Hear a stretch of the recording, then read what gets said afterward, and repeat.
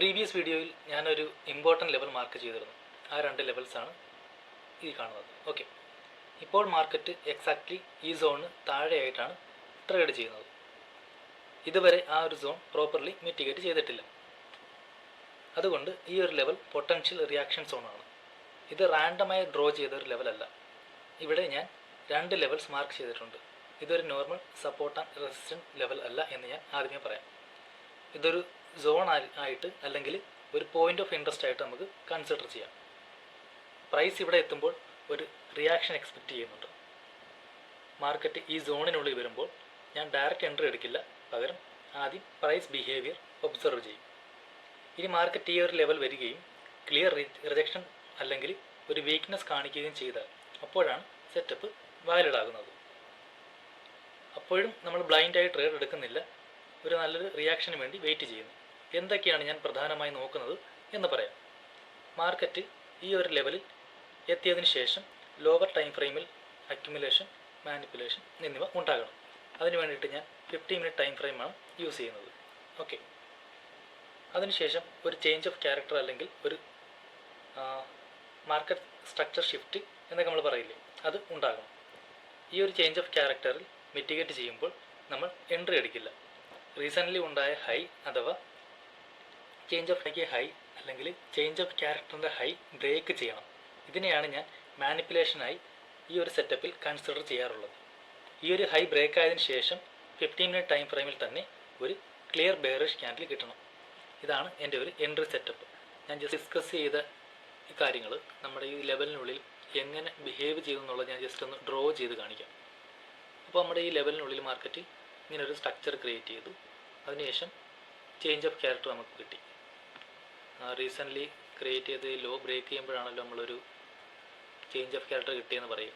അപ്പോൾ ആ ഒരു ലോ ബ്രേക്ക് ചെയ്യുമ്പോൾ സാധാരണഗതിയിൽ നമ്മൾക്ക് എന്ത് ചെയ്യും, ഇവിടെ ഒരു പോയിന്റ് ഓഫ് ഇൻട്രസ്റ്റ് അല്ലെന്നുണ്ടെങ്കിൽ ഒരു ഓർഡർ ബ്ലോക്ക് നമുക്ക് ലഭിക്കുകയും ചെയ്യും, നമ്മൾ അവിടെ ഒരു എൻട്രി പുഷ് ചെയ്യുകയും ചെയ്യും. പക്ഷേ നമ്മൾ ഈ ഒരു സെറ്റപ്പിൽ അങ്ങനെയല്ല ചെയ്യുന്നത്. മറിച്ച് നമുക്ക് ഈ ഒരു ഹൈ, നിലവിലുണ്ടാക്കിയിരിക്കുന്ന ഈ ഒരു ഹൈ ഉണ്ടല്ലോ, ആ ഹൈ ബ്രേക്ക് ചെയ്യണം. ബ്രേക്ക് ചെയ്തതിന് ശേഷം മാർക്കറ്റ് താഴേക്കൊന്ന് പുഷ് ചെയ്യണം. ആ പുഷ് ചെയ്യുന്ന സമയത്ത് നമ്മൾ 50 മിനിറ്റ് ടൈം ഫ്രെയിമിലാണ് ഈ ഒരു സമയത്ത് മാർക്കറ്റ് വാച്ച് ചെയ്യുന്നത്. 50 മിനിറ്റ് ടൈം ഫ്രെയിമിൽ നമുക്കൊരു സെല്ലിംഗ് പ്രഷർ ഉള്ള ഒരു ക്യാൻഡിൽ നമുക്ക് ഇവിടെ കിട്ടുകയാണെന്നുണ്ടെങ്കിൽ നമ്മൾ എൻട്രി എടുക്കുമെന്നുള്ളതാണ്. ഓക്കെ, അപ്പോൾ അതിനുശേഷം ഇത്രയൊക്കെ സംഭവിച്ചു. നമ്മുടെ സെറ്റപ്പ് പ്രകാരം നമ്മൾ എൻട്രി എടുത്തതിന് ശേഷം നമ്മുടെ ടാർഗറ്റ് എന്ന് പറയുന്നത് ഡേ ടൈം ഫ്രെയിമിൽ ഈ ഒരു ലെവൽ ഡേ ടൈം ഫ്രെയിമിൽ റീസെൻ്റ്ലി ക്രിയേറ്റ് ചെയ്ത ഈ ഒരു ലോ വരെ ആയിരിക്കും നമ്മുടെ ടാർഗറ്റ് എന്ന് പറയുന്നത്. അതായത് ഡൗൺ സൈഡ് കണ്ടിന്യൂഷൻ വീണ്ടും എക്സെപ്റ്റ് ചെയ്യാം എന്ന് തന്നെയാണ് എൻ്റെ ഈ ഒരു അനാലിസിസിൽ എനിക്ക് പറയാനുള്ളത്. ഇവിടെ നമ്മൾ എൻട്രി എങ്ങനെയാണ് എടുക്കുന്നത്, എന്ത് ടൈപ്പ് ഓഫ് എൻട്രിയാണ് എടുക്കുന്നത് എന്നുള്ളത് അടുത്തത് പറയാം. ഇവിടെ നമുക്കൊരു എൻട്രി കിട്ടിക്കഴിഞ്ഞാൽ ഞാൻ ആദ്യം ചെയ്യുന്നത് ഒരു ഫ്യൂച്ചേഴ്സ് സെല്ല് ചെയ്യും. നിഫ്റ്റിയുടെ ഫ്യൂച്ചേഴ്സ് സെല്ല് ചെയ്യും. ഈ ഫ്യൂച്ചേഴ്സ് സെല്ല് ചെയ്യുമ്പോൾ ഉണ്ടാകുന്ന ഒരു റിസ്കിനെ മാനേജ് ചെയ്യാൻ വേണ്ടിയിട്ട് സ്റ്റോപ്പ് ലോസ് ലെവൽ എന്ന് പറഞ്ഞാൽ നമ്മുടെ ഈ ഒരു ലെവലാണ്, ടോപ്പ് ലെവലാണ്. ആ ഒരു ലെവലിലുള്ളൊരു കോൾ ഓപ്ഷൻ ബൈ ചെയ്യും. ഈ ഹെഡ്ജ് ചെയ്യാൻ ചൂസ് ചെയ്യുന്നൊരു സ്ട്രൈക്ക് ശ്രദ്ധിക്കേണ്ടതുണ്ട്. ഒരു ചീപ്പ് ഓറ്റിയം ഹെഡ്ജ് എടുക്കുന്നതിനേക്കാൾ നല്ലത് സ്റ്റോപ്പ് ലോസ് സ്ട്രൈക്ക് തന്നെ ഹെഡ്ജ് എടുക്കുന്നത് ഒരു ബെറ്റർ പ്രൊട്ടക്ഷൻ നമുക്ക് നൽകും. പ്രൈസ് സഡനായി റിവേഴ്സ് ചെയ്താൽ പോലും ലോസ് കൺട്രോൾഡ് ആയിരിക്കും. കോസ്റ്റ് ഓഫ് ഹെഡ്ജ് കൺസിഡർ ചെയ്യണം, അതൊരു ഇമ്പോർട്ടൻ്റ് കാര്യമാണ്. Risk versus cost balance important ആണ്. ഓക്കെ, പൊസിഷൻ സൈസ് സ്മോൾ ആയിരിക്കണം, അതൊരു പ്രധാനപ്പെട്ട കാര്യം തന്നെയാണ്. നമുക്ക് ഈ ഒരു ക്ലിയർ സെറ്റപ്പ് ഇല്ലെന്നുണ്ടെങ്കിൽ ഈ ഒരു ട്രേഡ് തന്നെ നമ്മൾ സ്കിപ്പ് ചെയ്യുന്നതായിരിക്കും. അതും ഡിസിപ്ലിൻ്റെ ഒരു ഭാഗമാണ്.